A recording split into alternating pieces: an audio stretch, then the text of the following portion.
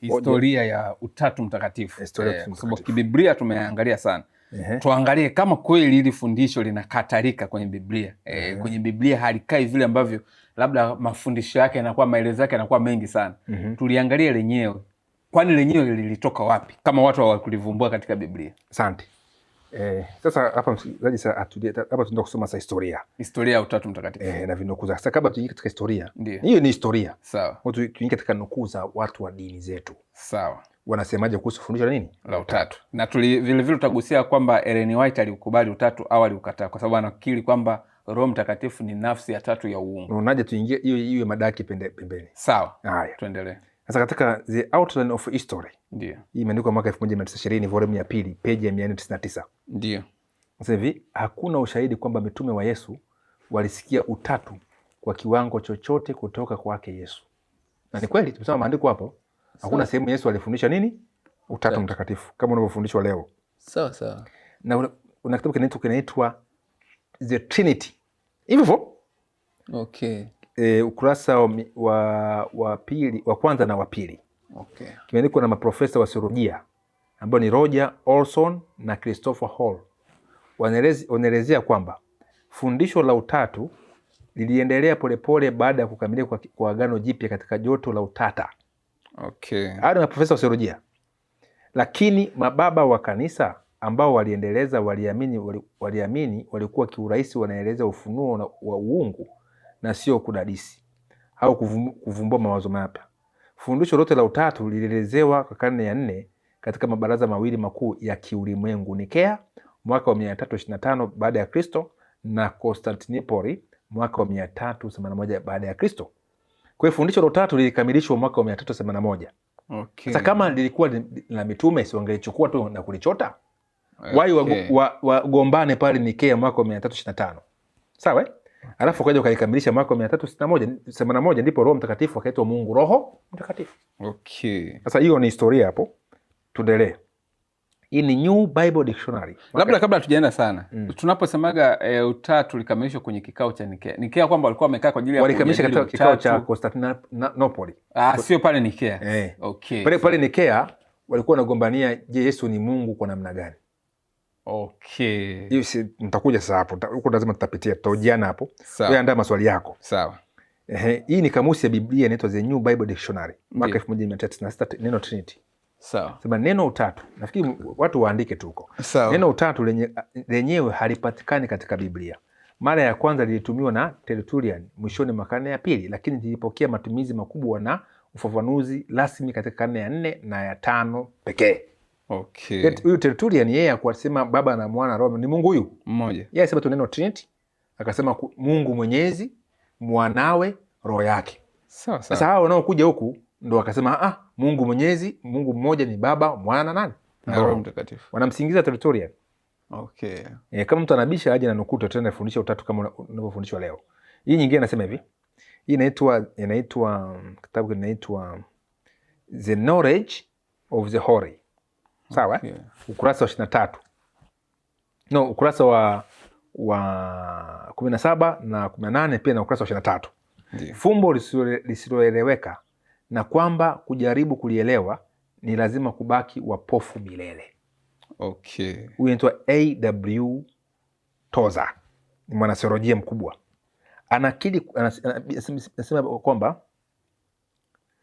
Anasema kwamba ukweli kwamba fundisho hili haliwezi kuelezewa vya kutosha, badala yake ni kuwa kinyume chake. Hii ni katika neema yake. Okay. Kwa bora kuwa kinyume chake. Sasa niambie swali moja. Toka umekuwa Mkristo wewe mpaka leo umri huu, fundisho la tatu aligombaniwi? Nagombaniwa. Si alieleweki? Ndio. Nao nakiri kabisa alieleweki. Kwa ni vurugumai. Kwa jamaa akasema hili kitu ambacho hakijai kueleweka. Kwa bora uwe kinyume chake. Ukiwa kinyume chake utakuwa umejinusuru. Sababu Biblia inaeleweka Mungu mmoja ni Baba, Yesu ni mwana wa Mungu, Roho Mtakatifu ni roho ya Mungu. Full stop. Inaeleweka na utaenda kuokolewa. Haya. Kitabu hiki kinaitwa The International Standard Bible Encyclopedia. Volume 4. Kipengele kinaitwa Trinity, page ya 917 hivi. Utatu ni neno la karne ya pili ambalo halionekani popote katika Biblia na maandiko hayaleti maelezo ya utatu. Okay. Yaani maelezo ya utatu maana yake kwamba kuna Mungu huyu mmoja, Baba, Mwana, Roho. Hiyo haipo kwenye Biblia. Maana tuliuliza mapasta wote ambao tunafanya mdahalo. Ukijenga hoja ile andiko ushalipata? Hapana, wao wanasema hilo ni neno. Ni neno tu. Wanarukaruka tu. Sasa pia waelewe kwamba wao ni wajuzi. Hao wenye utatu wenyewe wanakiri halieleweki. Na wanakiri ni dogma. Nitakusomea hapo tunakuja kuona hapa. Nasema hivi. Huyu ni Martin Luther. Kitabu kinaitwa Reproduced in Sermon of Martin Luther. John Lenker editor. Volume 5, volume 3, page ya 406. Nasema hivi. Martin Luther anasema ni kweli kabisa kwamba jina utatu halipatikani popote katika maandiko matakatifu, lakini limezaliwa na kuvumbuliwa na wanadamu. Martin Luther. Okay. Sasa tuje sasa kwa Katoliki sasa hapa. Inaitwa HarperCollins Encyclopedia ya Katoliki. Hii ni kitabu kikubwa sana. The HarperCollins Encyclopedia of Catholicism. Ni neno God, page ya 564 na 565. Kwa sisi tuko makini. Hata hivyo leo wasomi kwa ujumla wanakubali kwamba hakuna fundisho la utatu kama hilo katika Agano la Kale au Agano Jipya. Inaweza kwenda mbali kuvuka akili na muundo wa mawazo ya Agano Jipya kudhani kwamba karne ya 4 iliyopita au karne ya 13 fundisho la Kristo laweza kupatikana hapo. Hali kadhalika Agano Jipya halina fundisho lililo la wazi la utatu. Okay. Sasa mimi ni nani? Si hao Wakatoliki wenyewe wamesema. Okay. Wanasema masana pingo tu, hapana. Wanaopinzani watatu ni wao ambao wanaandika. Na dictionary yao inaitwa hiyo HarperCollins Bible Dictionary. Imeandikwa na Paulo Actemira. Hii ni Katoliki. Neno Trinity mwaka 1996. Sema hivi. Fundisho la utatu kama lilivyotafasiriwa na Baraza Kuu la Kanisa la karne ya 4 na 5 halipatikani katika Agano Jipya. Okay. Sikia sasa, huyu anaitwa Graham Greene, ni mwandishi mkubwa sana wa Katoliki. Ndiyo. Na huyu amefanya mdahalo na Waprotestanti na kuwa challenge. Okay. Kitabu chake kinaitwa Assumption of Mary. Hii ni gazeti Life Magazine, Oktoba 30 mwaka 1950, peji ya 51. Okay. Mtu akichukua akiingia kwenye mtandao itamletea yote hiyo, si maneno yangu. Sasa sema wapinzani wetu wakati mwingine hudai kwamba hakuna imani inayopaswa kushikiliwa kidogma ambayo haijaelezewa wazi wazi katika maandiko. Ndiyo. Lakini makanisa ya Kiprotestanti yenyewe yamekubali dogma kama hizo kama fundisho la utatu ambalo halina mamlaka sahihi katika Injili. Okay. Dogma maana yake ni mapokeo. Sasa hapa na change wa Protestanti nasema kina Mwankemao, kina Chaka wa Musa na wengine type yao. Okay. Kwamba wanasema Katoliki wao wanaabudu sanamu. Okay. Wakatoliki ABCD. Sasa nao wana challenge, mbona nyinyi mmeshika utatu ambao hauna mamlaka katika Biblia? Na utatu ni wao. Kwani wakati Katoliki wanapambana kule kwenye baraza walikuwepo wa Sabato? Okay. Walikuwepo hawa wa Protestanti, Lutheran, Anglikana. Hawa wamekuja juzi tu. Okay. Sasa paka hapo. Lakini ili uwe katika imani ya kale, kubali mafundisho ya mitume. Hapo ndipo Katoliki itakuja nyuma. Lakini kama wewe itakuja mbele. Ndiyo. Lakini kama ukishika utatu, wewe unaanza na Katoliki. Sawa sawa. Sasa paka hapo Sikai nukuu nyingine hapa, tutahamia itakuja kwenye hoja.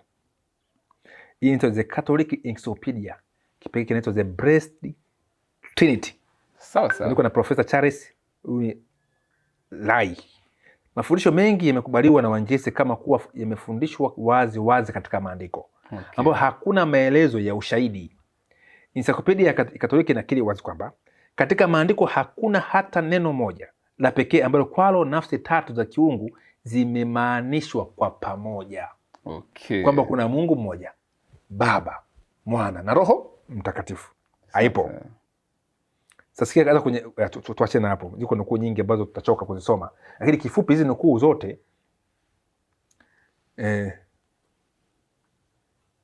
nukuu zote hizi ni zinabainisha kile ambacho nimekisema. Na nukuu zingine za Sabato nitazisoma katika wakati wa hoja kuhusu wa Sabato. Ndio. Walipata wapi utatu? Nao wakikiri kabisa bayana kwamba neno utatu na theolojia utatu ni kuassume tu. Sawa sawa. Tutakuja hapo kuja kuiangalia. Sasa ni kabla sijaingia katika historia. Kuna zile pembe tatu ukisoma Danieli sura ya 7. Ndio. Ule mstari wa 8 kwamba kuna pembe ndogo ilikuja kaangua pembe ngapi? 3. Utajua ziling'olewa kwa sababu ya kupinga nini? Fundisho la utatu. Ambao ni Heluli, Ostrogoth na Vandos. Zikabaki 7. Zikabaki 7. na ikawa 8 pamoja na ile ndogo iliyoinuka. Okay. Kuna kitabu kinaitwa Mark Mullen, Christianity and Paganism. Anasema hivi, Wakristo zaidi walikufa kutokana na imani yao katika mikono ya Wakristo wenzao kuliko waliokufa kabla katika mateso yote. Okay, tena. Kuna maana wale wapagani waliuawa Wakristo, lakini Wakristo wengi waliuawa na Wakristo wenzao.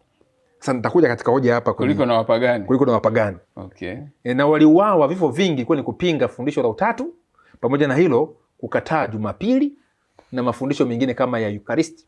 Okay. Na indulgence. Sasa tuje katika hoja ya Nikea. Nataka kama una hoja unioje. Okay. Sasa tuingie kwenye mgogoro wa Nikea. Ulikuwaje hapo? Sawa. Sasa kwanza ileweke kwanza Rumi, hebu tuseme kwanza maandiko. Sawa. Rumi iliua sana Wakristo. Ndio. Tunakubaliana Sawa. Hebu nisomee kwanza ile Matendo 12. Matendo 12. Mstari wa kwanza na wa pili. Sawa, mstari wa kwanza anasema hivi. Karibu wakati ule ule Herodi mfalme akanyosha mikono yake kuwatenda mabaya baadhi ya watu wa kanisa. Ndio. Akamua Yakobo ndugu yake Yohana kwa upanga. Na akiona ya kuwa imewapendeza Wayahudi, aliendelea na kumshika Petro pia. Siku hizo zilikuwa siku za mikate isiyochachwa. Herode alikuwa anafanya kazi chini ya Roman Empire. Ndio. Alimsulubisha, alitoa oda pamoja na yule Pilato Mrumi. Ndio. Yule liwali, Yesu akasulubiwa. Sawa sawa. Na akaua Yakobo. Ndio. Akamtia nguvuni Petro. Ndio. Na historia inasema kwamba Warumi wapagani waliua sana Wakristo. Ndio. Na hii inatimiza unabii wa Danieli sura ya 7. Hebu nisomee mstari ule wa 7. Danieli 7 mstari wa 7. Sawa. Huyo mnyama tumwangalie vizuri. Danieli 7 mstari wa 7 anasema, baadaye nikaona katika njozi za usiku, na tazama, mnyama wa 4 mwenye kutisha, mwenye nguvu, mwenye uwezo mwingi, naye alikuwa na meno ya chuma makubwa sana. Alikula na kuvunja vipande vipande na kuyakanyaga mabaki kwa miguu yake, na umbo lake lilikuwa mbali kabisa na wale wa kwanza, naye alikuwa na pembe 10. Na pembe ngapi? 10. Sasa nisome mstari ule wa 25. 25 anasema, naye atanena maneno kinyume chake aliye juu. Naye atawadhoofisha watakatifu wake aliye juu. Naye ataazimu kubadili majira na sheria, nao watatiwa mikononi mwake kwa nyakati 3.5. Huyo ni mnyama wa 4. Okay. Sasa mpaka hapo? Ndio. Kwa ina maana atawadhoofisha watakatifu wake walio nini? Kudhoofisha kuna mawili. Sawa. Kwanza kumdhoofisha mtu kwa mambo ya kimwili. Sawa. Na kumdhoofisha kiroho. Sawa sawa. Kwa ina maana kuna mafundisho ambayo kile chakula cha kiroho, sababu neno la Mungu ni chakula. Kuna maana watu wa Mungu hawatapewa chakula nini? Cha kiroho. Huyu mnyama atazuia. Okay. Alafu atawatesa watakatifu wake nini? Aliye juu. Na ataazimu kubadili majira na nini? Na sheria. Sheria inavyobadilishwa, amri ya kwanza inasema usiwe na miungu mingine ila mimi. Amri ya pili, usivae sanamu ya kuchonga. Kwa mfano chochote mbinguni, duniani na chini ya maji usivitumikie wala kusujudia. Sasa hiyo amri ya pili imeng'olewa. Sasa ile amri ya kwanza, usiwe na miungu mingine ila nani? Ila mimi. Huyo ni Mungu yupi? Mungu Baba mwenyewe. Ndio. Sasa pointi inakuja, na maana huyu mnyama anapokuja anakuja na Mungu mwingine. Okay. Anaingiza watu kwa Mungu mwingine. Sasa huyu Mungu mwingine aliyeingia baada ya Roman Empire, ndio, kuingia katika Ukristo, ndio, ni Mungu Utatu Mtakatifu. Sawa sawa. Kwa Mungu alitengenezwa, yule Mungu wa pekee, usiwe na miungu mingine hata mimi aliye Baba, aliondolewa. Ikawekwa Mungu bandia. Wakatoa amri ya sanamu, ya kukemea sanamu, wakaiondoa kabisa. Alafu zikapanda juu. Ile ya namba 10 wakaigawanya mara 2 hizi zifidie 10. Hizi amri za Katoliki na amri za Biblia ni tofauti. Hebu tuziangalie tu hapa amri 10. Utaona bayana hapa, afu tujue maana tunapoingia katika mgogoro huu lazima maswali ambayo yataulizwa tuyakabili mapema. Okay. Hebu fungua amri za Biblia katika Kutoka 20 pale. Kutoka 20. Sawa.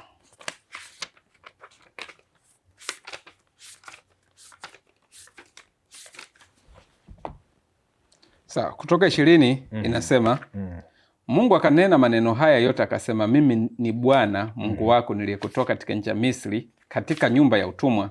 Usiwe na miungu mingine ila mimi. Usiwe na miungu mingine ila nini? Mimi. Na huku hizi katekisimu inasema hivi, ndimi Bwana Mungu wako, usiabudu miungu mingine. Tuendelee. Usijifanyia sanamu ya kuchonga wala mfano wa kitu chochote kilicho juu mbinguni wala kilicho chini ya dunia wala kilicho majini chini ya dunia. Usivisujudie wala kuvitumikia, kwa kuwa mimi Bwana Mungu wako ni Mungu mwenye wivu. Asante. Huku amri ya pili inasema usilitaje bure jina la Mungu wako. Okay. Haipo kabisa hiyo. Sawa, anakuja. Usilitaje bure jina la Bwana Mungu wako, maana Bwana hata mhesabia kuwa hana hatia mtu alitajaye jina lake bure. Hiyo ni amri ya ngapi? Ya 3. Huko ya 3 nasema shika kitakatifu siku ya Mungu. Amri ya 4 huko? Amri ya 4 nasema ikumbuke siku ya Sabato uitakase. Siku 6 fanya kazi utende mambo yako yote. Lakini siku ya 7 ni Sabato ya Bwana. Huko amri ya 4 nasema uheshimu baba na mama upate miaka mingi na heri duniani. Hebu nisomee amri ya 10 huko. Amri ya 10 inasema usitamani nyumba ya jirani yako, usimtamani mke wa jirani yako. Asante. Sasa huko umegawanya hiyo ya 10, umegawanya imekuwa ya 9 na ya 10.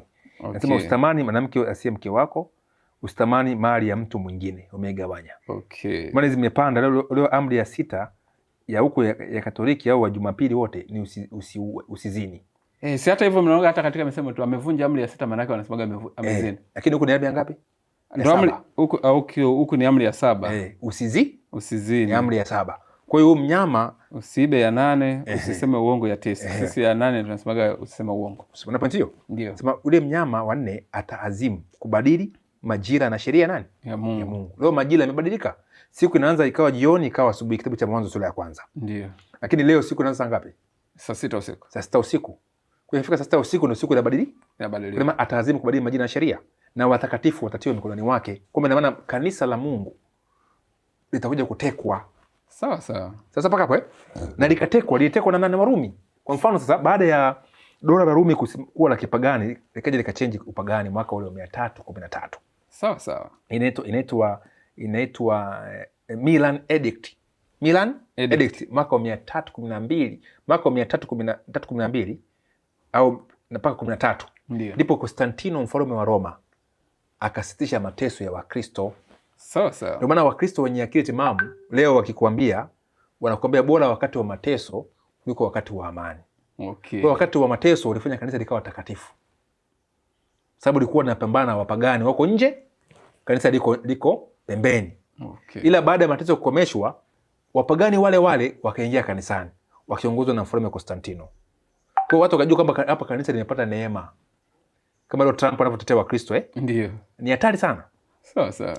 Sasa wapagani walifanya mwafaka na Wakristo kwamba wakae pamoja kwa maridhiano. Maridhiano bwana hajaanza leo. Okay. Sasa maridhiano wakaanza sasa jamani wakaanza kuingiza wale utamaduni wa kipagani taratibu ndani ya kanisa. Kwa hiyo wapagani walivyoingia ndani ya kanisa wakamuondoa Mungu wa Biblia, wakamuingiza Mungu wa kipagani. Okay. Sawa, na sheria za kipagani. Tutasoma hapa, hebu kwanza kitabu hapa. Ndio. Tutasoma hapo. Sawa. Fungua ukurasa wa 73. Kwa hiyo mambo ya kipagani yakaanza kuingizwa taratibu ndani ya kanisa. Sawa. Na kabla hujaenda kusoma hapo, ndio. Sasa tuanze kwanza hiyo, tuingie kwanza mambo mengine ya kipagani tuyaangalie vizuri. Okay. Huko hapo ndio ukurasa wa 73. Kuna sehemu imeandikwa nini hapo juu? Juu imeandikwa desturi za kanisa Katoliki. Tuwajibu wenye mashaka. Wewe umesoma ukurasa gani vizuri? 73.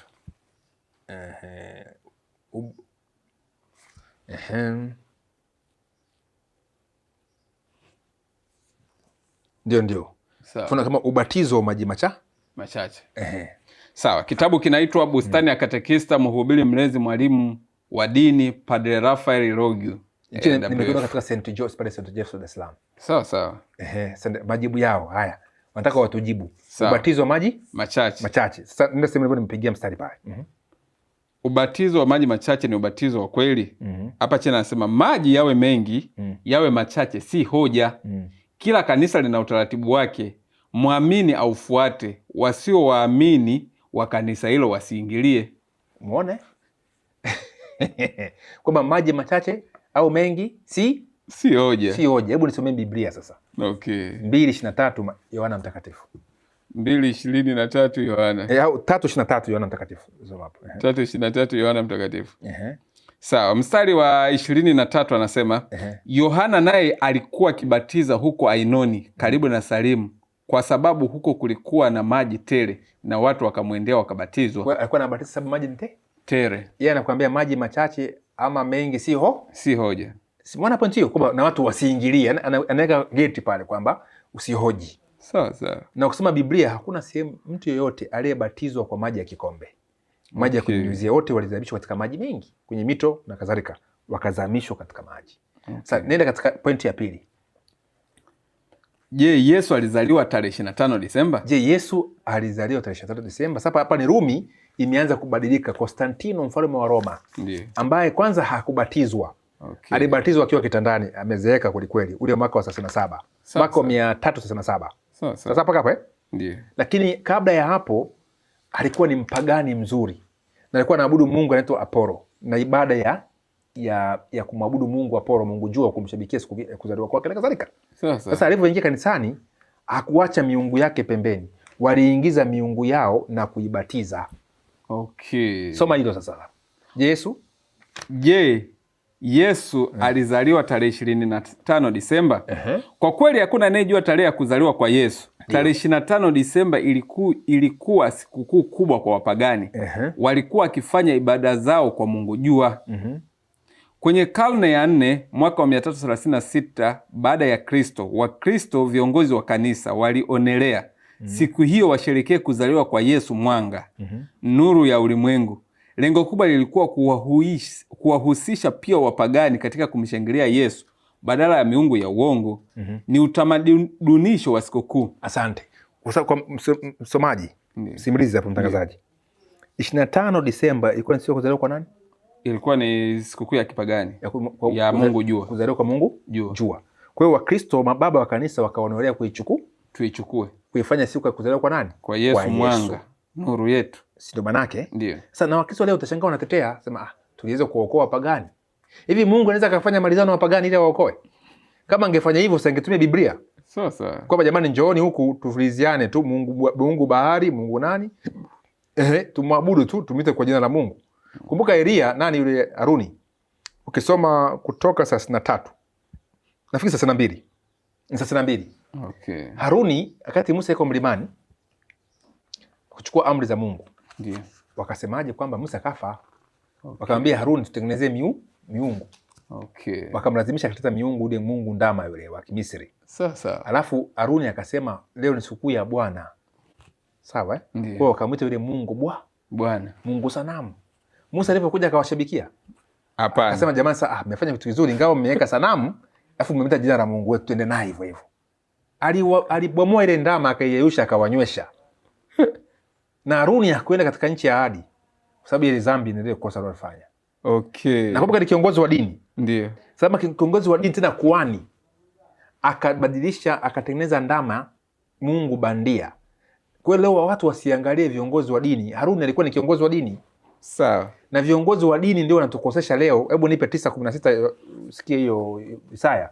Viongozi wa dini hata sijui hawe Mwamposa, sijui hawe Papa, hawe sijui Teddy Wilson, sijui hawe Marekani, sijui hawe sijui na nani, sijui ni Gwajima. Wote hao ni viongozi wa dini. Hata mimi mwenyewe hapa. Mpime kiongozi wa dini kwa neno, si kwa maneno yake. Hao kwa wingi wa utukufu wako nao. Magari mangapi, majengo mangapi, maana siku hizo ushakuwa na hela, unaonekana una roho wa Mungu, au sio? Ndio. Lakini Yesu hakuwa na hizo pesa wala kina Petro. Soma andiko hilo. 9:6 Isaya. 9:16. 16. Anasema kwa maana wawaongozao watu hawa ndio wawakoseshao, na hao walioongozwa na watu hao wameangamia. Asante. Hamna uzuru. Kwa hiyo kiongozi wako anapokupotosha na ukamwamini, si ukihukumu tena jehanamu. Yeye jehanamu na wewe jehanamu. Hata kama aliyekosesha ni yeye. Ndio. Sio hujataka kusoma. Maana Yesu ametufunulia maandiko tuweze kuelewa maandiko. Sasa mpaka hapo zawadi ya Yesu aliyotupa ni Biblia takatifu. Tuisome, tumfuate yeye. Sema niamini mimi kama maandiko yanavyosema. Sasa mpaka hapo sawa. Sasa pointi inakuja, viongozi wa kanisa walipotosha kanisa na mpaka leo wanapotosha nini? Kanisa. Na watu wanauamini sana viongozi. Sawa. Kuliko chochote kile. Yaani Yesu leo hana nguvu mbele ya viongozi wa dini. Sasa mpaka hapo sawa. Na mambo mengi yanayofanyika katika makanisa ya Kikristo ukiyapima 90% ni mapokeo. Sawa. Umeelewa sasa hapo Ndio. Kwamba siku ya Mungu jua wa Kirumi akaingizwa nini? Kanisani. Ikawa siku ya kuzaliwa kwa nani? Kwa Yesu. Okay. Sasa fungua ukurasa 74. Hapa. Sawa. Sasa nenda kwenye doti ya kwanza. Anasema, kwanza soma title kwanza. Anasema kwa nini tunasali siku ya Jumapili sio Sabato? Anasema kihistoria tunaelewa kwamba Wakristo wa kwanza waliendelea kuadhimisha siku ya Bwana Jumamosi walivyozoea Wayahudi, hasa Wakristo waliotoka dini ya Kiyahudi. Wale ambao walikuwa wanatoka upagani hawakujisikia kuwa wanabanwa na sheria zile.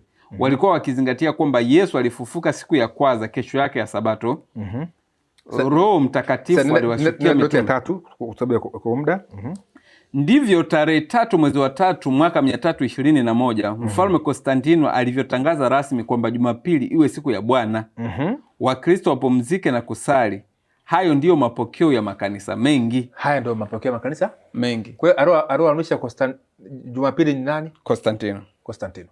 Tena Wakristo wa kipagani ndio waliona kwamba wasishike Sabato, waliona hawabani na amri upande wa pili. Kwa hiyo ni wapagani. Sasa. Kwa hiyo Wakristo zamani walikuwa wanashika Sabato. Kwa hiyo Konstantino alivyoingia tu akaazimu kubadili majira na sheria nani? Ya Mungu. Sasa pia tukaletewa na Mungu mgeni. Okay. Nilikuwa natafuta hapa. Sasa hicho kitabu kunasema hapo. Inasema kwamba Mungu ndio hapo sasa tuingie kwa ya Mungu mgeni. Sawa? Mungu mgeni. Jumapili wakiingiza mambo mengine ya sikukuu hizo na nini. Hebu nisomee Danieli 11. Danieli 11. Sasa tuanze kwa Mungu mgeni. Sawa. Danieli 11 mstari wa ngapi? Tuanze 38. Danieli 11:38. Sawa, mstari wa 38 anasema hivi. Lakini katika mahali pake, tuanze 33 ili mtu aelewe vizuri. Naye mfalme atafanya kama apendavyo. Naye atajitukuza na kujiadhimisha juu ya kila Mungu. Naye atanena maneno ya ajabu juu ya Mungu wa miungu. Naye atafanikiwa mpaka ghadhabu itakapotimia. Maana yaliyokusudiwa yatafanyika. Wala hatajali miungu ya baba zake, wala yeye aliyetamaniwa na wanawake, wala hata mjali Mungu awaye yote, maana atajitukuza mwenyewe juu ya wote. Lakini katika mahali pake atamuheshimu Mungu wa ngome. Na Mungu ambaye baba zake hawakumjua atamuheshimu. Na ghadhabu na dhahabu na fedha na vitu vya thamani na vitu vipendezavyo, naye ataziteka nyara ngome zenye nguvu kwa msaada wa Mungu mgeni. Na yeye atakaye mkubali atamuongeza kwa utukufu, naye atawapa kumiliki wengi, naye ataigawa nchi kwa rushwa. Asante. Kwa hiyo ina maana huyo mfalme, sawa, atanena kinyume chake aliye nini? Juu. Na atajitukuza juu ya miungu na Mungu mwenyewe. Sasa. Lakini mahali pake atakuwa na Mungu mgeni. Sasa. Mungu ambaye hakujulikana na baba zake. Sasa paka hapa ndio. Na atateka nyara ng'ombe nyingi kwa msaada wa Mungu mgeni. Sasa huyu ni mpinga Kristo.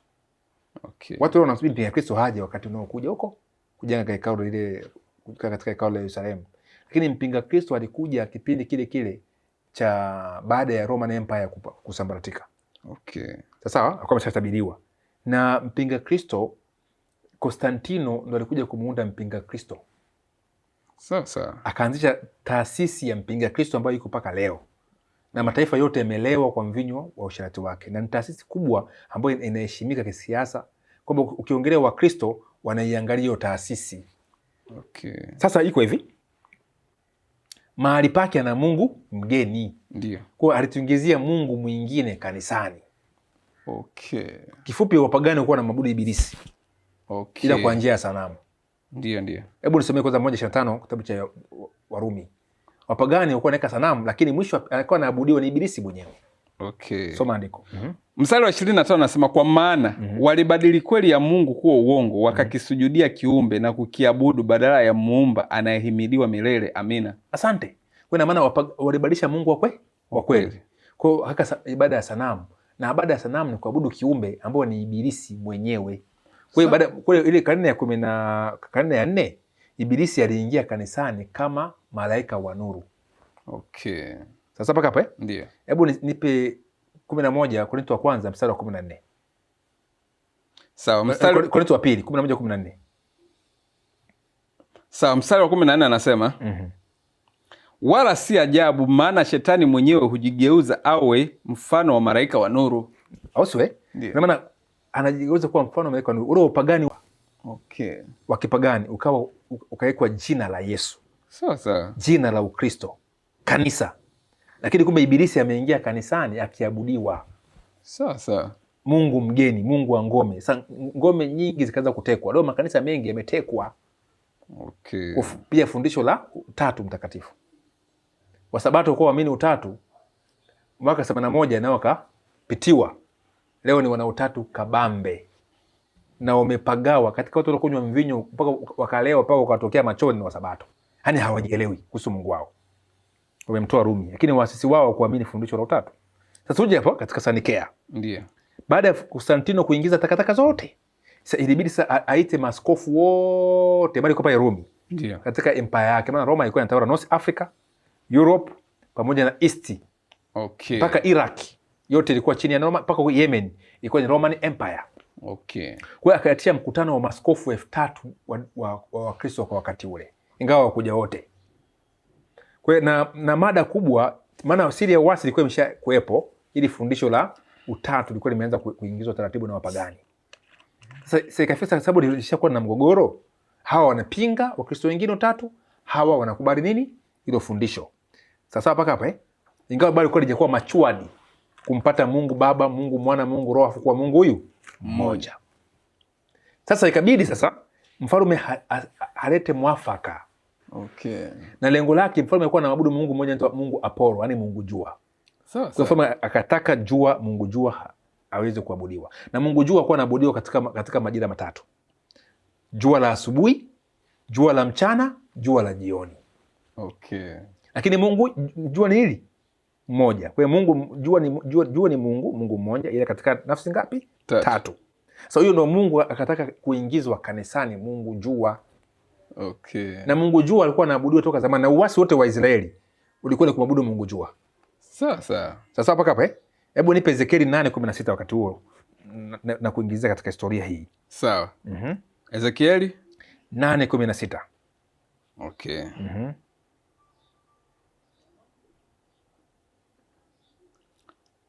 Mstari wa 16 Ezekieli 8 anasema hivi. Akanileta mpaka ua wa ndani wa nyumba ya Bwana, na tazama, mlangoni pa hekalu la Bwana kati ya ukumbi na madhabahu kulikuwako watu kama 25 wamelipa kisogo hekalu la Bwana, na nyuso zao zimeelekea upande wa mashariki, nao wanaliabudu jua kwa kuelekea upande wa mashariki. Asante. Kwa hiyo ni machukizo. Viongozi wa dini ya Israeli wakageuzia hekalu la Bwana kisogo ambacho na Mungu mmoja na mpatanishi mmoja. Sawa. Wakigeukia ibada ya jua. Kwa ibada ya jua ilikuwa ni ibada ya zamani ambayo ilikuwa inaingizwa mpaka Israeli. Kwa hiyo ibada ya jua inaingizwa kanisani, na ishaingizwa kanisani kupitia fundisho la nini? La Utatu Mtakatifu. Sasa tuje katika historia. Baada ya kile kikao pale Nikea, sawa? Ambapo juzi Papa alienda, Papa Leo 14, na akasema jamani, Wakristo wote tukumbuke mchakato wa nini? Wa Nikea. Sawa. Au sio? Kwamba maana yake turudi katika fundisho la Utatu. Sasa Konstantino baada ya kuitisha kikao kile, ambaye ni mfalme mpagani, hebu niambie, leo mfalme anaitisha kikao cha kikanisa? Hapana. Yaani mpagani, au sio? Sasa mada ilikuwa ni nini? Mada ilikuwa kuna maaskofu wa champion kina Alexander. Ndio. Walikuwa kwa Misri, na alikuwa Alexander kwa ni mwalimu wa mtu anaitwa Athanasio. Ndio. Alafu na askofu mwingine anaitwa Ario. Ario au Arius. Arius alikuwa ni muamini wa Biblia. Sawa. Alijenga hoja kimaandiko, ingawa alihujumiwa na kutamkiwa maneno ya ajabu. Leo tutasahisha hapa. Sawa. Sikia sasa mgogoro ulikuwaje. Kitabu kinaitwa A.T. Jones The Two Republic, page ya 332. Sawa? Ndio. Kimeandikwa mwaka 1891. Kinatupa historia hapo. Sema Alexander alikuwa ni askofu wa Alexandria. Ario alikuwa ni mpresbiteri. Alikuwa ndio mhusika katika parish ya kanisa katika mji huo. Alexander alijaribu kuelezea umoja wa Utatu Mtakatifu. Ario alitofautiana na mawazo ya Alexander. Kikao cha wa presbiteri liliitwa katika mji huo na swali likajadiliwa. Pande zote mbili wakajiona kuwa ni washindi na upinzani ukaenea. Ndipo Alexander alipoitisha baraza la maaskofu 100 ambao wengi walikuwa wamekubali mawazo ya Alexander. Kutokana na hili, Ario aliamriwa kuacha mawazo yake na kukubali mawazo ya Alexander. Ario alikataa na Alexander akamtenga Ario na watu wote ambao walikubali mawazo ya Ario ambao walikuwa ni maaskofu pia wengi pamoja na watu wengine. Sawa sawa. Unapotio? Mbona nchi ya mabaraza? Ndio. Ogopa sana mabaraza ya kanisa. Okay. Mabaraza ya kanisa ni wachache sana wanaweka neno la Mungu. Mara nyingi ni mawazo ya viongozi. Okay. Kwa hiyo ilikuwa ni mchakato unaanza hapo. Sasa Alexander alifundisha nini? Sawa? Okay. Alifundisha hivi Alexander huyo, alikuwa yuko katika jimbo la Misri. Mwana asiye na badiliko na asiyebadilika anatosha na mkamilifu kama baba, akitofautiana tu katika jambo hili moja, kwamba baba hajazaliwa. Yeye ndiye sura halisi ya baba yake. Kila kitu kinapatikana katika sura ambayo ipo katika mfanano wake, na hili ambalo Bwana wetu alitufundisha aliposema, baba yangu ni mkuu kuliko mimi. Na kwa hiyo tunaamini kwamba mwana alitoka kwa baba kwa kuwa yeye ni muonekano na utukufu. Wenye tuanze hapa. Tuendelee. Nasema hivi, na kwa hiyo tunaamini kwamba mwana alitoka kwa baba kwa kuwa yeye ni muonekano wa utukufu wa baba na mfano wa nafsi yake. Lakini mtu asipotoshwe kutoka katika jambo hili na kudhani kwamba mwana hajazaliwa, kama inavyonika na wengine ambao hawana uwezo wa kiakili, kwa maana kusema kwamba alikuwako, kwamba amekuwako siku zote, na kwamba alikuwepo kabla ya enzi zote, si kusema kwamba kuwa hakuzaliwa. Sawa sawa. Kwa maana alikubali Yesu alizaliwa. Lakini hakuna mahali hakuwapo. Na maana kwa upande mwingine anapinga nini? Kuzaliwa. Sawa? Kuzaliwa ndio. Je, Ario ambaye alifuta ushirika alifundisha nini? Sawa? Kitabu kinaitwa ni True Republic cha page 363. Tuna au kitabu kimoja kinaitwa The Theodoret Ecclesiastical History, Book 1, Chapter 5. Okay. Tunasema na kuamini na kufunza na kufundisha ya kwamba mwana si asiyezaliwa. Sawa sawa. Wala si asiyezaliwa kwa njia yoyote, hata kwa sehemu. Okay. Na kwamba hajachukua uwepo wake kutokana na kitu chochote. Lakini kwamba kwa mapenzi yake mwenyewe na shauri ameishi kabla ya wakati na kabla ya vizazi kama Mungu mkamilifu na mzaliwa wa pekee na asiyebadilika. Na kwamba hakuwako kabla ya kuzaliwa. Tuko pamoja hapo? Hakuwako kabla ya nini? Ya kuzaliwa. Hilo fundisho mimi ndacho tunalifundisha. Okay. Lakini ule Alexander na Thanasio walikubali alizaliwa. Lakini wakasema kwamba hakuna wakati hajafanyaje? Hajakuwako. Hivi ushoni kitu kama hicho? Kwamba wanakubali mtoto wako amezaliwa, lakini hakuna wakati hajafanyaje? Hajakuwako. Maana yake alikuwepo kabla hajazaliwa. Si maajabu hayo. Lakini huyu anasema kwamba hakuwako kabla ya kuzaliwa au kuumbwa au kukusudiwa au kuanzishwa. Maana hakuwa asiyezaliwa.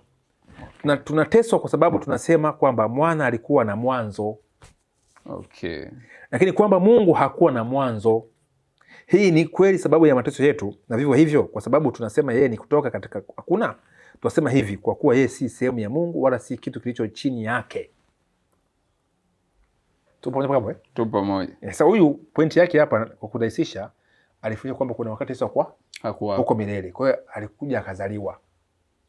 Si kwamba ni sehemu ya Mungu kwa maana ya nafsi ya ngapi? Ya pili ya Mungu. Bali yeye ni mwana wa nani? Wa Mungu. Wa Mungu. Huo ndio uko ni ugomvi wa Nikea. Sasa tuje katika pointi hii. Baada ya hapo sasa ndipo mfalme, wewe tuseme kwanza nukuu moja hapa. Ndio.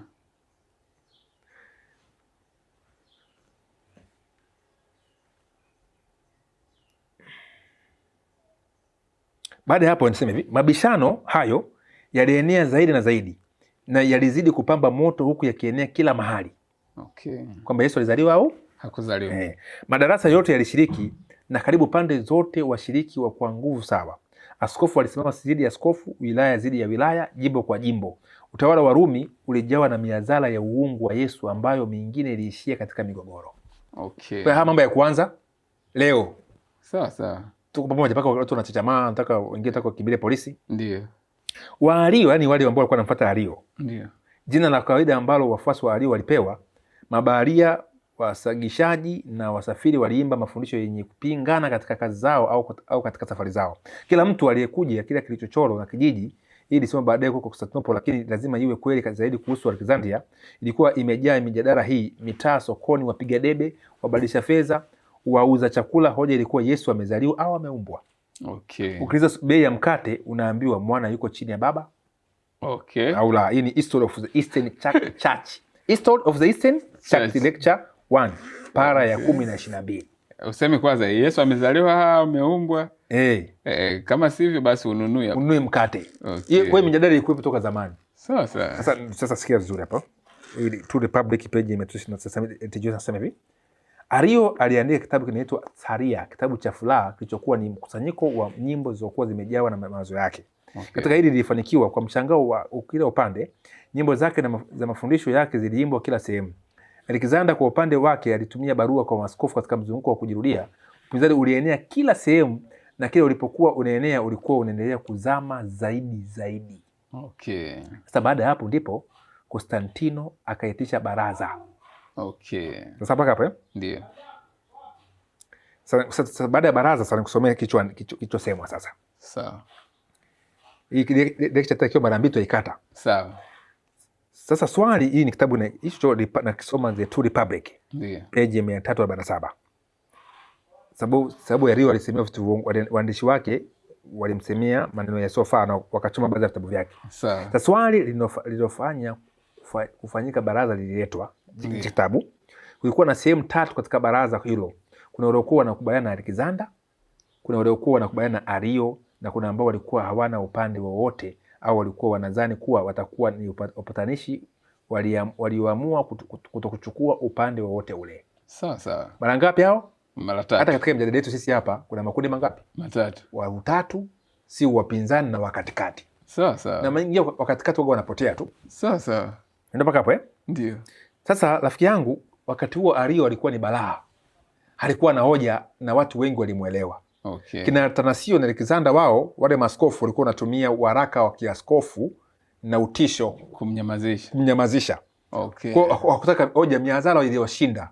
Kwa hiyo ikabidi sasa watumie baraza kwamba hao ni waasi. Hao ni nini? Si ni kama leo iko hivyo. Ndio. Ukigonga hoja unakuambia ni muasi, unatafuta sadaka na vitu kama hivyo. Tuendelee. Sawa. Ario hali akiwa sio tena askofu, maana alikuwa amefuta ushirika. Hakuwa na kiti chochote katika baraza hilo. Okay. Iliamriwa kuja katika baraza hilo kwa amri ya mfalme na aliitwa mara nyingi kueleza mawazo yake. Hao jamaa wakakimbia kwa mfalme. Kama mfalme ukikaa hapo kwenye kiti nchi inachafuka. Okay. Rumi inagawanyika. Kuna mtu anaitwa Ario, ni hatari huyo. Okay.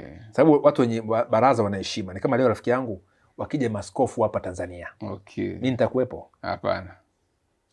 Siwezi kuwepo. Sawa. Sababu maaskofu hapa heshima yao kwenye mikutano yao wanakuja viongozi wa serikali. Sawa. Wanafungua mahoteli makubwa, viongozi wa serikali wanafungua. Sawa. Na hela na mkono mtupu haulambwi. Okay.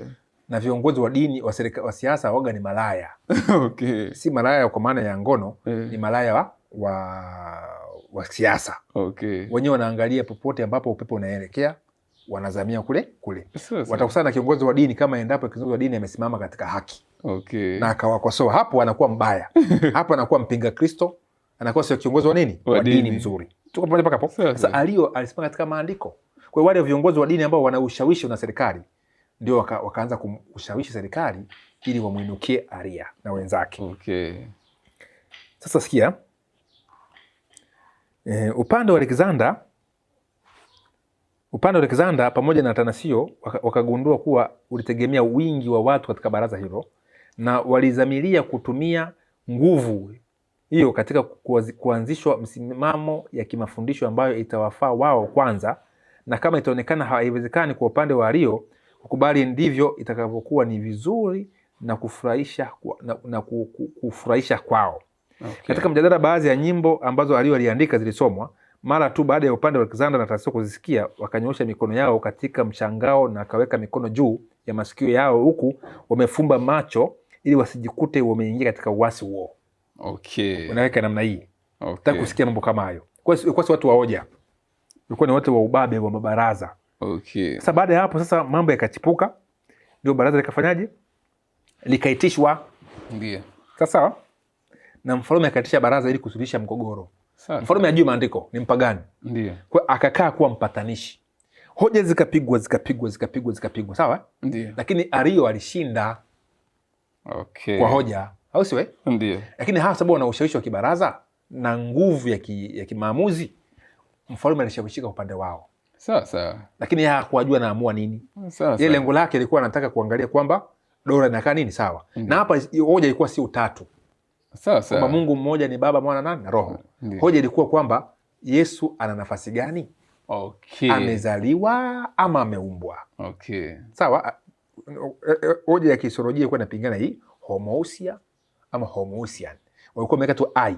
Kina Ario walikuwa wameweka ile homoousian kwamba Yesu ni little to be identical to the Father, kwamba alizaliwa ni mwana lakini kuna mpishano wa wakati na mamlaka.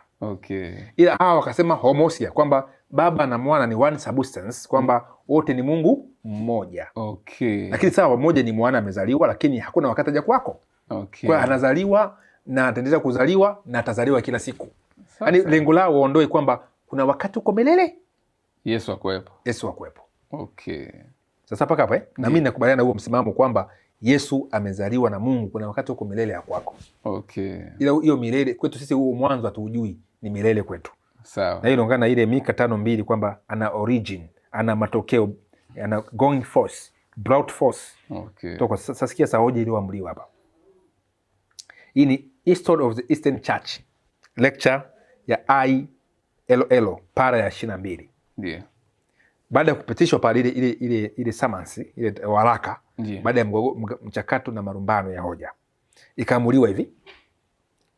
Upande wa Ario sasa wakaipitisha, na wale wapambe wa Konstantino wakawa wanasikiliza pale, wenyewe wanasubiri kwamba hoja gani itaungwa mkono na watu wengi ili waamue mambo yaishe. Si serikali inaangalia siasa? Ndio.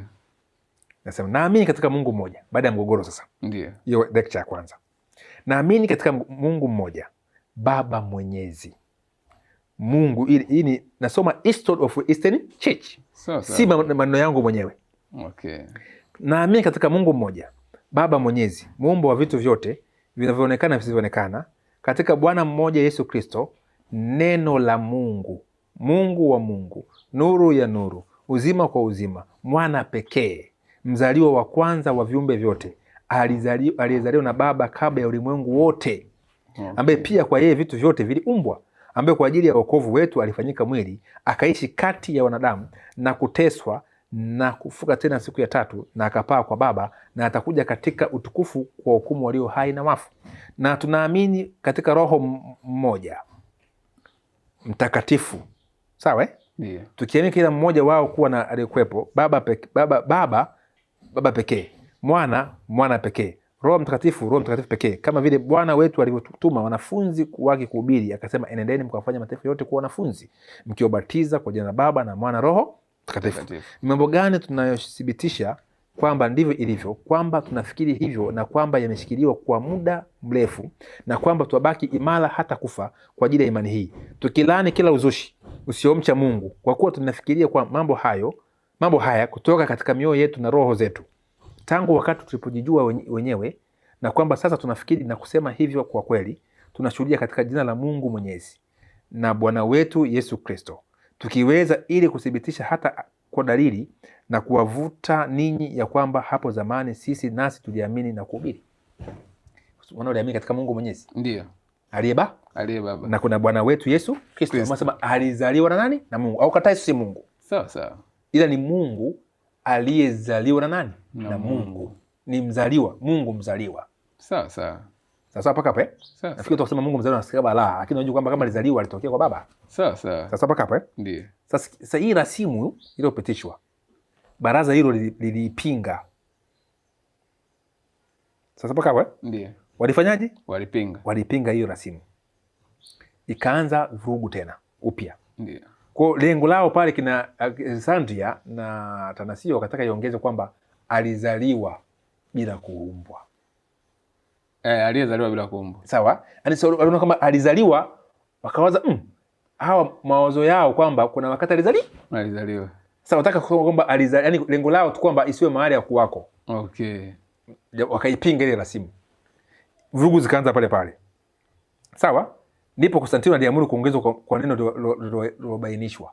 Baada ya mgogoro kuwa mkubwa sana, baada likachafuka sana, ndio rasimu ikaongezewa neno hiyo rasimu ile, ukaongeza maneno haya. Sikia, tunaamini katika Mungu mmoja, Baba Mwenyezi. Hiyo kuondoa Baba hiki na Mwankema na ndacho naamini na kina Mwankema na Chaka sisi ndacho wanaamini kuna Baba, Mungu mmoja, Baba Mwenyezi. Hawaamini. Hapana.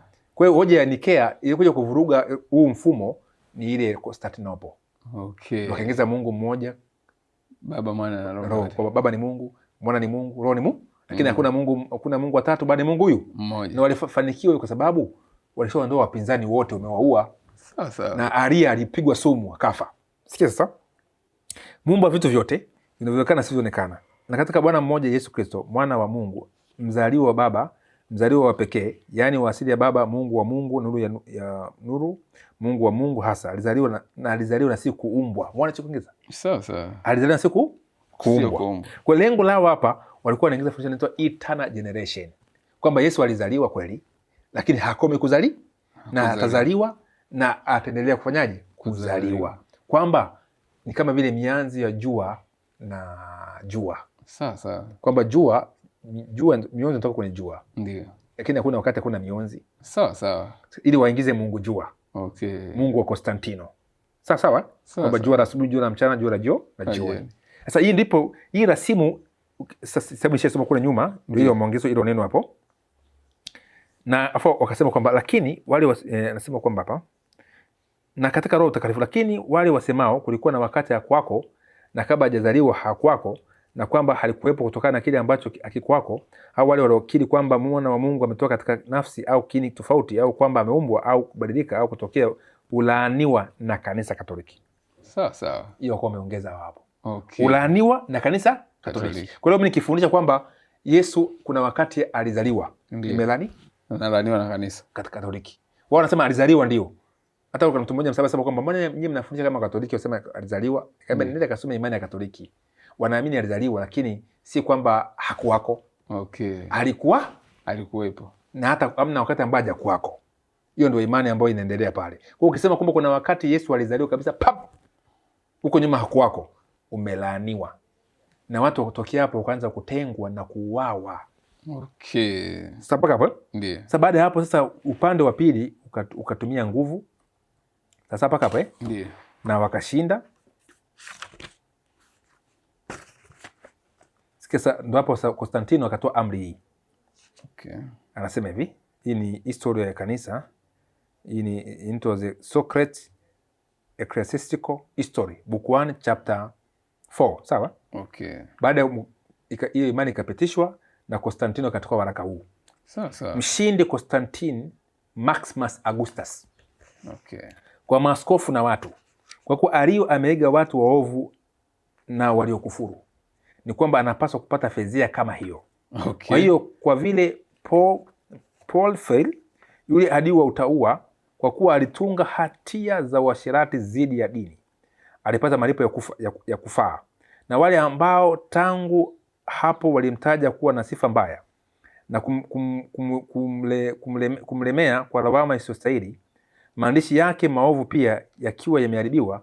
Kwa hiyo sasa inaonekana inafaa kwamba Ario na wale wanaoshikilia hisia zake wawe wanazehebu wa Porphyrians. Okay. Yaani Ario akaweka katika zehebu la wale ambao wanatetea uchafu. Okay. Wakiwemo na washirati. Mbona hiyo balaa hiyo? Ndiyo. Ili waweze kuchukua sifa ya kutoka kwa wale ambao wameiga mwenendo wao. Na kuongezea hii, ikiwa maandishi yoyote yaliyotungwa na Ario yatagunduliwa, basi yatupwe motoni. Okay. Ili sio tu mafundisho yake potovu yaweze kukandamizwa, lakini pia kumbukumbu yake isiwe kwa njia yoyote isiachwe. Kwa hiyo ukisikia Ario anazungumzwa na makanisa ya leo ya Kikristo, wanatumia kumbukumbu, wanatumia maandishi ya maadui, karamu ya waandishi. Okay. Wa maadui, mabani maadui zake. Sawa. Ila vitabu vyake vilichomwa. Ni nyaraka chache, mwanafunzi wake mmoja tu kutoka na nyaraka chache ambazo bado zina survive, alikimbia. Huyo ndio amefanya leo watu kumtazama Ario katika sura nyingine. Sawa. Kwamba halisingiziwa kwamba alifundisha Yesu ameumbwa. Ario akufundisha Yesu amefanyaje? Ameumbwa. Alifundisha Yesu amezaliwa mara moja. Kama ukombozi wa mmoja. Sasa sikia nasema kwamba basi natoa amri hii ya kwamba mtu yeyote akipatikana katika kuficha kitabu kilichotungwa na Ario na asikilete mbele na kiteketezo mara moja, adhabu ya kosa hili itakuwa ni kifo. Okay. Kwani mara baada ya kutiwa hatiani mhalifu atapata adhabu ya kifo. Mungu na wahifadhi. Kitabu hicho ni kitabu cha historia ya kanisa hiyo. Nishasema hapo juu. Ndio. Umeona point hiyo brother? Ndio. Kwa hiyo picha hiyo kwamba mafundisho ya Ario yalichomwa. yalichomwa na wafuasi wake wakauawa, naye akapelekwa kizuizini uhamishoni. Umeona hiyo mada hiyo? Ndio. Kwa hiyo mada ilikuwa si Mungu mmoja aliye nafsi katika pale na nili Nikea. Ndio. Ilikuja mwaka wa 381 Constantinople. Sasa hapo kwa kukatiza haraka. Ndio. Anasema hivi, kwanza tuangalie kidogo hapa.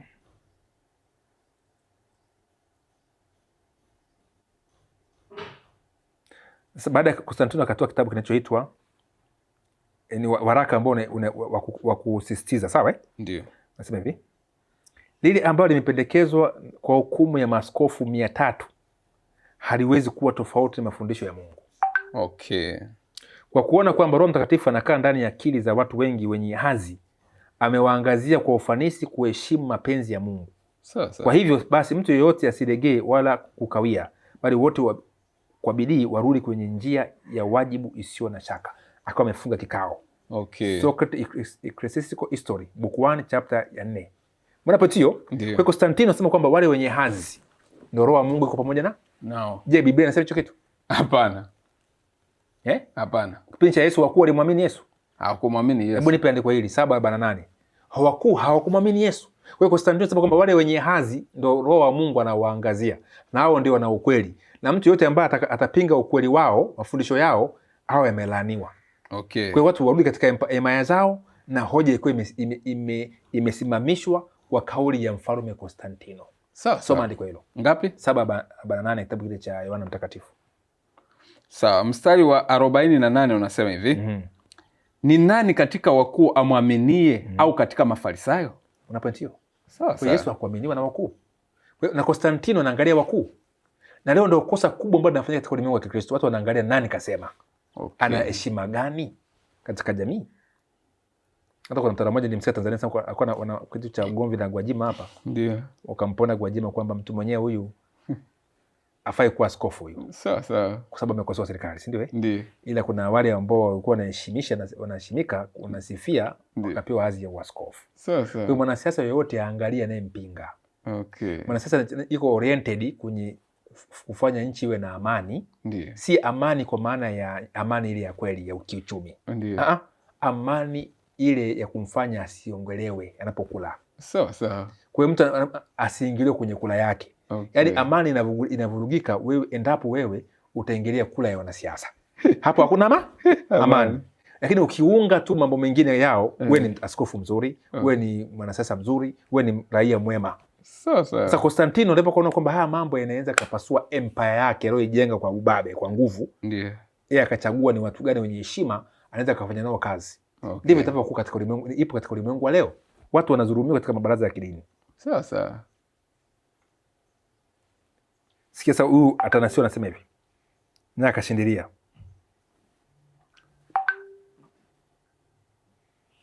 Kuna mtu mmoja kuna wakati maaskofu wengine wakasema kwa nasema hivi, hicho kitabu ndio anasema kwamba viongozi wa kanisa hawakosei infallibility na kutoweza kupingwa kwa maamuzi ya baraza. Sawa. Akatangaza kwamba hata ikiwa wale waliotunga baraza hilo walikuwa wajinga, lakini wakiwa wameangaziwa na Mungu na neema ya Roho Mtakatifu wake, hawakuweza kabisa kukosea kutoka katika ile kweli. Okay. Na Tanasio akasema hivi, neno la Bwana lililotolewa katika baraza la kiukumene la Nikea litadumu milele. History of the Eastern Church, lecture ya 4 para ya 41. Tadumu nini? Ni kweli limedumu. Sawa Ndio. Katika mambo hayo. Lakini maandiko hivi nilikuwa nasoma hebu nisomee 22:28. Kitabu gani? Mithali 22:28. Sawa, Mithali 22 mstari wa 28 anasema hivi: usiondoe alama ya mpaka wa zamani uliowekwa na baba zako. Ile andiko likaingizwa kwenye waraka sasa. Okay. Kwamba usiondoe alama ya mpaka wa nini? Wa zamani. Uliowekwa na nini? Na baba zako. Ni maana kusema baba wa kanisa. Okay. Kwamba usiondoe mafundisho yao, mababa wa nini? Wa kanisa. Sasa mababa wa kanisa tunawakubali endapo wanakubaliana na nini? Na Biblia. Sasa tukatisha haraka hapo. Ndio. Baada ya miaka mingi kupita kidogo, ndipo sasa Konstantino akiwa amezeeka sasa, yuko kitandani. Ndio. Kuna askofu mmoja anaitwa Eusebius alikuwa karibu na Konstantino, akamwambia, unajua mfalme unakaribia kufa. Ndio. Lakini ulimuonea Ario. Okay. Haukumpima kwa hoja, ulimpima kwa zake. Ndio. Konstantino ikamchoma moyo. Sasa Konstantino ikabidi amwite Ario, na moja ya mtu ambaye alimkonvinsi kumwita Ario dada yake Konstantino. Okay. Ambaye alikuwa karibu na kufa, mara Konstantino alikuwa anampesa na dada yake. Unaona? Okay. Akamwambia kaka yake, bwana, unajua ule mjadala wa Nikea ulikuwa ni wa kibabe. Unaona? Okay. Na ulimuonea Ario na watu wake. Sasa kwa ikabidi sa mfalme hamrudishe nani? Ario. Ndio. Afu apange tena mjadala upya. Okay. Sasa hapo mfalme alikuwa na nia njema. Usifahamu kitabu cha Danieli sura ya pili. Ndio. Alivyotesa mfalme Nebukadnezar alipotesha sanamu Ndio. Baadaye akachunga sanamu ya dhahabu ili kupinga ile sanamu ya madini tofauti. Ndio. Afu akaamuru dunia nzima iabudu. Ndio. Jamaa watatu kina Meshaki na Abednego akataa kuiabudu. Ndio. Akawatupa katika tanuru la moto. Ndio. Yesu akawa amewaokoa. Mfalme akagaidi akasema, jamani, huyu Mungu ni hatari, anajua kuokoa. Akatoa amri tena watu wote waabudu Mungu huyo wa Meshaki na Abednego. Na mtu akataa kumwabudu atauawa. Okay. Leo hiyo amri unaweza ukaichukua kama amri sahihi. Uongo kweli? Ni sahihi, ndio. Lakini kwangu si sahihi. Okay. Kwa nini? Mungu hata kama kuna ukweli huko hapa, haupaswi kumlazimisha mtu apokee ukweli. Okay. Mungu hakubali. Mungu anataka mtu ashawishike, aamue mwenyewe, sio kulazimishwa. Kwa hiyo mfalme Nebukadnezar kweli alimtambua Mungu wa kweli, lakini akatumia kanuni mbaya ya kulazimisha. Katika sura ya 4, baada ya kuasi kwake, akapelekwa pole porini akala nyasi miaka 7. Alivyorudi akili ikawa timamu. Okay. Akamtukuza Mungu wa mbinguni, lakini hakutoa amri ya watu kumwabudu Mungu kwa kibabe. Sasa akawashauri na kuwashawishi. Kwa hiyo Konstantino naye pia kama Nebukadnezar alilazimisha watu waabudu Mungu akifiri kwamba anafanya kazi ya kweli. Sawa? Ila mara ya pili alivyoguswa ndo akasema nilimuonea Ario, akamrejesha Ario pale. Okay. Sasa paka hapo Ndio. Alafu akaja akagundua Alexander Athanasio alitumia ushawishi kwa akamtia nguvuni Athanasio na akampeleka uhamishoni. Sasa sababu aliona jamaa alikuwa anatumia hila na ushawishi. Sasa ile siku cha ajabu tuepushe kidogo mambo mengine. Ndio. Mbona soma nukuu kwanza. Sawa. The True Republic page ya 338 na 359.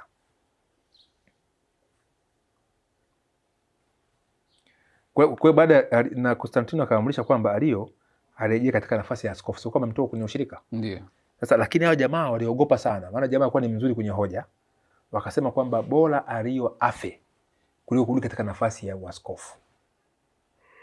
Wafuasi wa Ario katika mamlaka ya mfalme, hii nukuu inasema, walitishia kuwa siku iliyokuwa inafaa, yaani Jumapili, watalazimisha kuingia katika kanisa na kulazimisha kukubalika kwa Ario kuwa mwanachama kamili katika nafasi nzuri. Okay. Katika hili upande wa Athanasio wakaamua kukimbilia sala. Maskofu wakaomba kwa dhati kuliko kanisa liaibishwe, heri Ario hafe. Okay. Na katika hali ya kawaida Ario alifariki jioni katika siku hiyo jioni. Okay. Yaani unaenda kuomba dua, Ario afanyaje? Afe. Hao ndio mafundisho ya Kristo kule hayo? Hapana. Katika Konstantinople watu walikuwa wamejua makosa ya kiasiati. Kulikuwa na zaidi ya kuziniwa kwa sumu ilitumika. Lakini upande wa Alexander wakasema kuwa sala zao zimejibiwa. Walisahau sala yao ilikuwa ni namna gani na tofauti ni ndogo kati ya kuombea kifo cha mauti na kuua. Okay. Wao walimpiga sumu. Lakini ile nchi nzima kidogo watu waanze kuamini ile imani. Baada ya Ario kufa ndipo sasa mfalme Konstantino ikipita muda mrefu akawa amefariki. Ndio. Lakini watoto wake waliamini imani ya Ario. Okay. Lakini wote walikufa vifo vibaya. Okay. Sasa ndo baada ya hapa sasa Roma ikapata wafalme wengine ambao walikuwa wanatii imani ya Nikea. Sasa mpaka hapa akabuka na Justinian na kadhalika, ambao baadaye walikuja wakalazimisha imani ya Nikea na Konstantinople kwa nguvu. Na mataifa mengine walivyopingwa ndipo yakang'olewa, ndio hizo Ostrogoths na Heruli na Vandos Okay. Kwa hiyo walisimama na amri 10 za Mungu, wakasema na imani ya Yesu, na wakapinga fundisho la utatu, na wakakataa upapa kuwa askofu mkuu wa kanisa dunia nzima, ambaye alilazimishwa na dola ya Rumi ya Konstantinople, ya Kaisari Konstantino. Tuko pamoja hapo Sasa hiyo ndio historia nini ya baraza la Nikea. Okay. Kwa hiyo kisa wale waasisi wa utatu kina Atanasio na Alexandria, angalia imani yao walipata wapi. Sina muda wa kusoma historia nyingi hapa, muda ni mchache, ila na kitabu ambacho kiko naweza nikawapa watu wakasoma kwa historia. Sawa. Tuko pamoja mpaka hapo Ndio. Sasa imani yao toka katika mungu wa Kimisri anaitwa ile Osiris, Isis na Horus. Kwa walivyoenda kule Alexander wakachakata, ndipo wakamtengeneza Baba, Mwana, Roho Mtakatifu. Okay. Na katika imani ya Katoliki Roho Mtakatifu ni Mungu mke. Okay. Tunasema kwamba Roho Mtakatifu alijimwilisha akawa Maria, Bikira Maria. Okay. Kwa maana Mungu Baba alimpa mimba Maria. Okay. Maana mta mke wa Mungu. Alimpa ule mke wa Mungu ni Roho Mtakatifu. Kwamba akajimwilisha akawa Bikira Maria, ndo akamzaa Yesu. Maana katika imani ya Katoliki kwamba Yesu atakuwa ni mdogo tu milele kwa nani? Kwa Maria. Okay. Kuna nukuu ziko nyingi hapa kwamba Yesu akiwa ana hasira juu wenye dhambi, Maria anavua nguo yake, anaonyesha matiti. Okay. Na mwambie ulinyonya hapa. Okay. Yesu anatusamehe. Nyie Wakatoliki wa zamani mkuwa mjucho kitu. Nyie maamuma. Ila kuna vitabu tukivisoma hapa mtavikataa. Lakini ndio vyao. Vimeandikwa na wao. Sasa kuna imani ya kipagani ambayo iko chini. Huko juu inawekewa cover la kidini na sura nzuri, lakini upagani. Sasa hapo Ario kaja kauawa kwa sumu. Okay. Tuko pamoja hapo, na akaandikiwa kalamu za maadui zake zikamwandika vibaya kwamba alifundisha Yesu aliumbwa. Huo okay. Ni uongo, hakufundishwa Yesu aliumbwa. Huo ndio mgogoro wa Constantinople. Wa Nikea. Baada ya Konstantino kashakufa Konstantino, na wapinzani wengi wameuawa, wale ambao wanapinga fundisho la Atanasio na Alexander, ndio mwaka wa 381 ndipo wakakutana, wakamuunda Mungu Roho Mtakatifu, na wakafanya modo ya utatu kama ilivyo leo hii. Sasa kwa hii modo ya utatu kama ilivyo leo iliundwa mwaka wa 381 kama Mungu mmoja Baba, Mungu mmoja, Mungu Baba, Mungu Mwana, Mungu Roho Mtakatifu, na hao watatu si Mungu, ni Mungu, si watatu bali ni Mungu huyu mmoja. Una swali paka hapo? Hapana, nilichokuwa nataka niulize ndio hicho, nilikuwa nataka nijue kuhusiana na utatu ulijadiliwa wapi, lakini limeshajibiwa kabla sijauliza. Sasa nafikiri hiyo imani maelezo mengine watu watakuja kuipata katika vitabu ambao nitawapa. Hata kabla ya hapo pia mtu kama ana jambo lolote nikampa hii ndio isoma, kaisoma vizuri kwa utaratibu.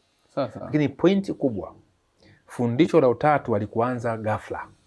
Okay. Kwa hiyo pointi kubwa, fundisho la utatu lilianza baada ya wapagani kuchukua nafasi ya kuingia kanisani, mpinga Kristo. Sasa na taratibu wakaliingiza ile fundisho na kuliboresha mpaka leo. Na ile fundisho toka limeingia kanisani limeleta migogoro mikubwa. Ila by history hapa tumeona bayana kwamba wanahistoria wote, wawe wa kidini na wasio wa kidini, maaskofu na makanisa, wote wamekiri fundisho la utatu halipo kibiblia. Ni dogma ambayo imeingizwa baada ya mitume kufa. Baadaye ikuwa inaratibiwa mpaka leo, na imeleta mauaji makubwa. Na baadaye tena hapa siku si nyingi kupitia kitabu hiki kinachoitwa Laudato Si, ni waraka wa Baba Mtakatifu Francisco juu ya hifadhi ya mazingira yetu. Fundisho la utatu kama ilivyokuwa kipindi kile cha Konstantino, wakauawa wale wote ambao walipinga fundisho hilo, basi hii hali inajirudia tena. Kitabu hiki kwa kumalizia tu ndio kinaleta tena Mungu wa utatu na Jumapili. Mungu wa utatu na nini? Na Jumapili. Nasema hapa kwa tuanza na Jumapili. Ukurasa wa 135. Kipengele na 237.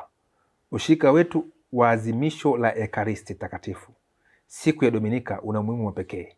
Kama ilivyo Sabato, siku ya Dominika imepangwa iwe siku ya kuuponya uhusiano wetu na Mungu na wenzetu, pia uhusiano baina yetu na ulimwengu.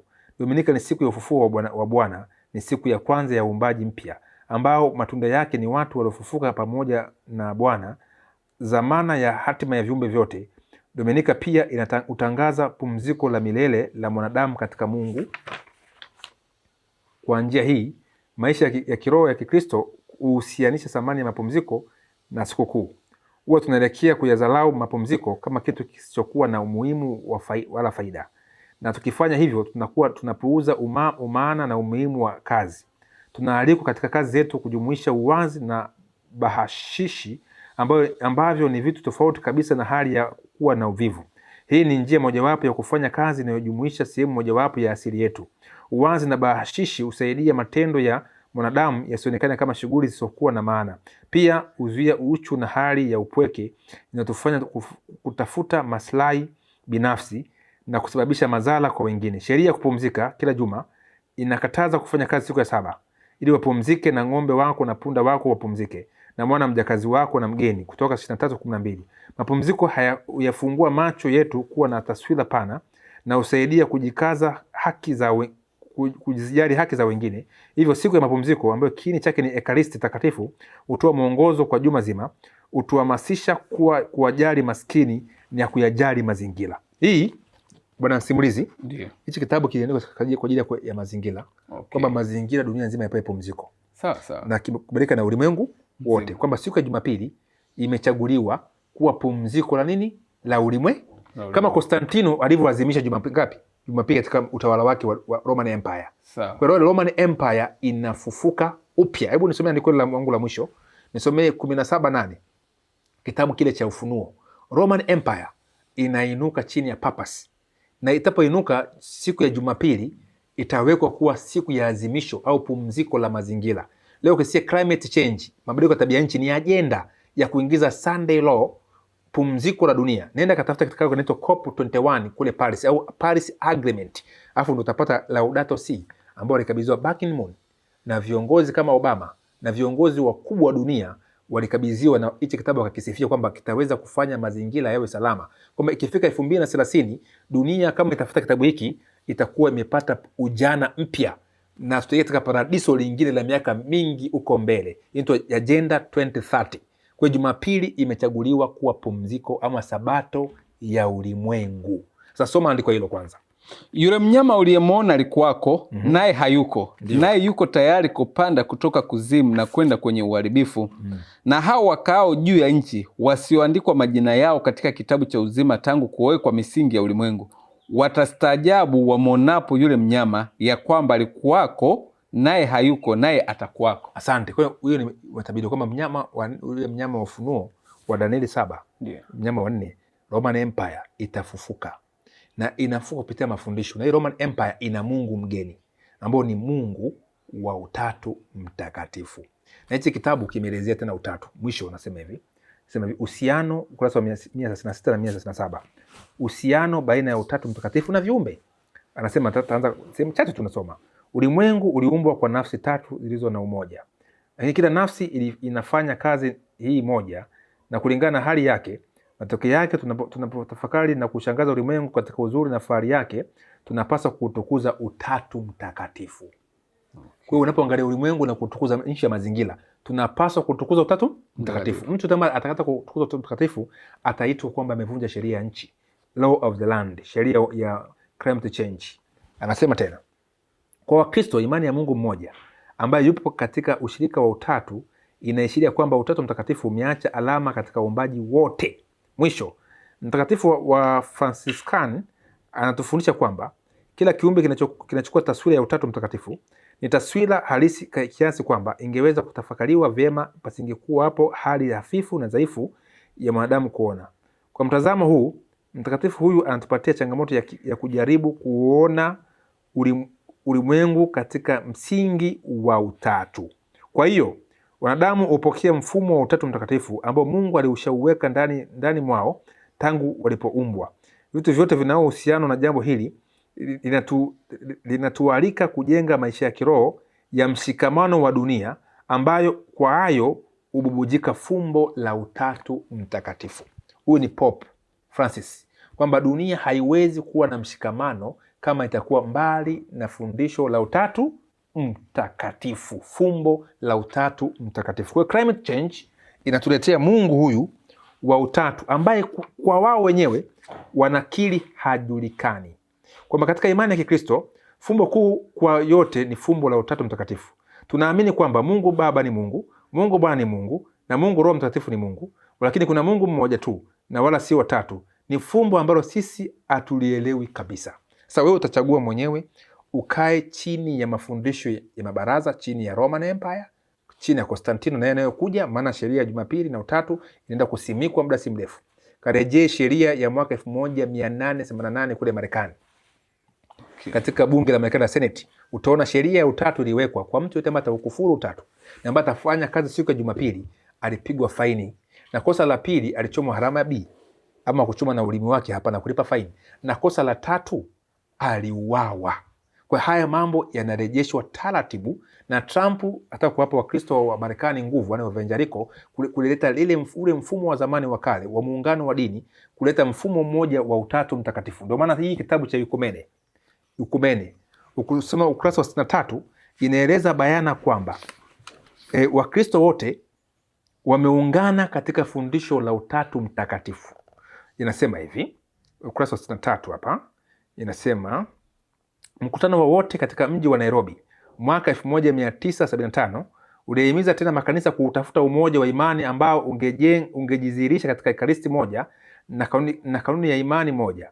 Hatimaye baraza la makanisa lilikamilisha msingi ule wa imani tuliokwisha kuutaja kwa kuingiza neno moja linalohusu Utatu Mtakatifu, na hao wale wengine wanataka kando kuupanua na kuimarisha msingi huo. Huu ni mwaka 1975 katika baraza la World Council of Church, WCC. Kwa fundisho la Utatu ndio kiini cha muungano wa makanisa. Mabaraza yanarejea, na wale wote ambao wataupinga Utatu Mtakatifu wataitwa wamekufuru na serikali zitaambiwa ziwashughulikie. Sababu Wakristo wote kupitia climate change, serikali za dunia, asasi binafsi, matajiri wa ulimwengu kama kina Bill Gates, kina Elon Musk, pamoja na makanisa na taasisi zote zinaungana pamoja, zote kwa ajili ya kukabiliana na mazingira ama mabadiliko ya mazingira. Na mwisho wa picha, wale wote ambao watakiuka sheria hizi za mazingira wataitwa wamevunja law of the land, sheria ya dunia. Kama kipindi cha Konstantino, nao watashughulikiwa. Lakini pointi ya mwisho ni nini? Simama na maandiko. Yesu anasema kwamba muogopeni yule, msiogope wale ambao wanaweza wakaua tu mwili wasiue roho.